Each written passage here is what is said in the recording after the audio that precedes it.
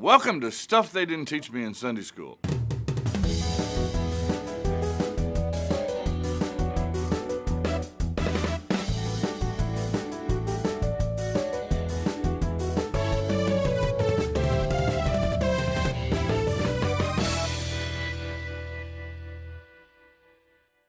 But Dad, you promised. If you're a father, how many times have you heard that in your life?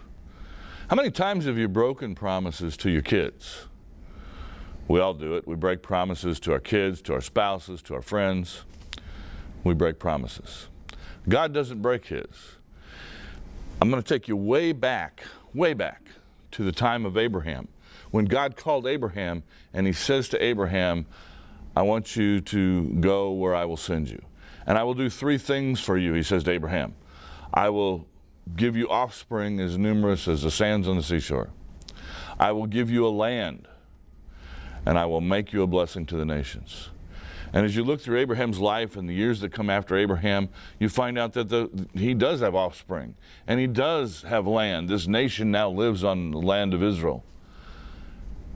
But they really haven't been much of a blessing to the nations. You're hard-pressed to find stories where Israel has a positive impact on surrounding nations.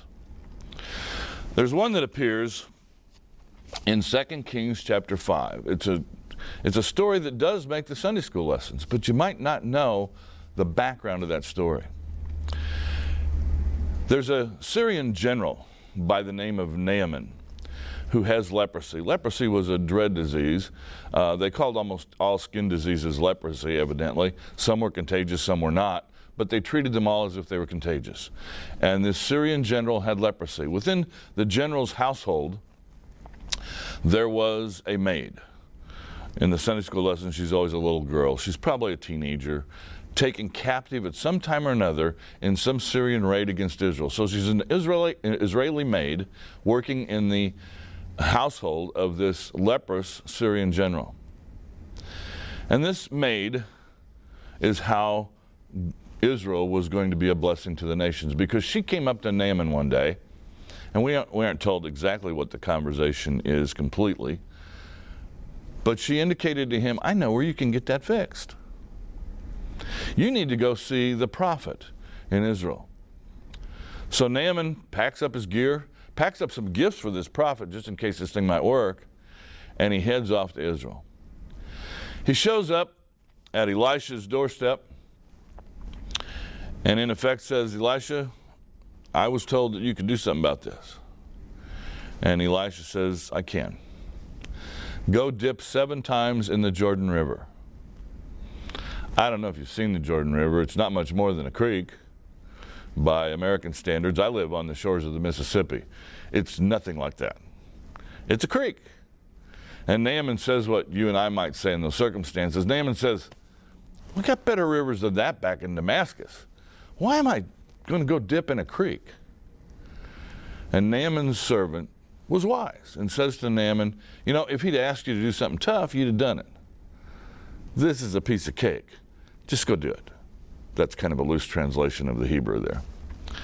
Naaman goes and dips 7 times in the Jordan River, and because you and I know the God of Israel, we know Yahweh, we know his promises, we know how this comes out.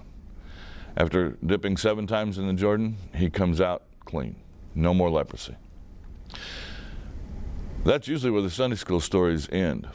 They ought to tell the rest of the story. Because what happens is, Naaman goes back to Elisha.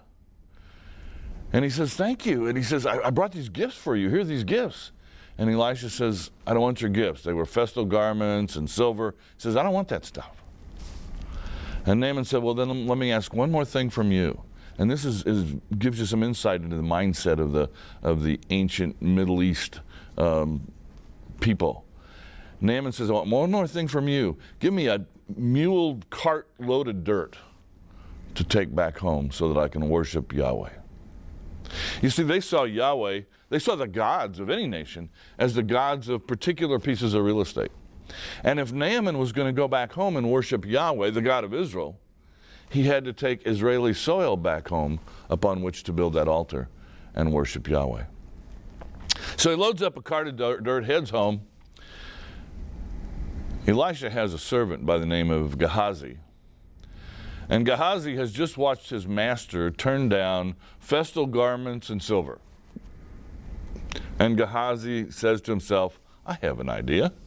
And he catches up with Naaman and he says, I've got a use for those if you'd like to donate them. I would take a couple of the garments and a little bit of that silver. And Naaman says, sure, gives it to Gehazi. Gehazi goes back.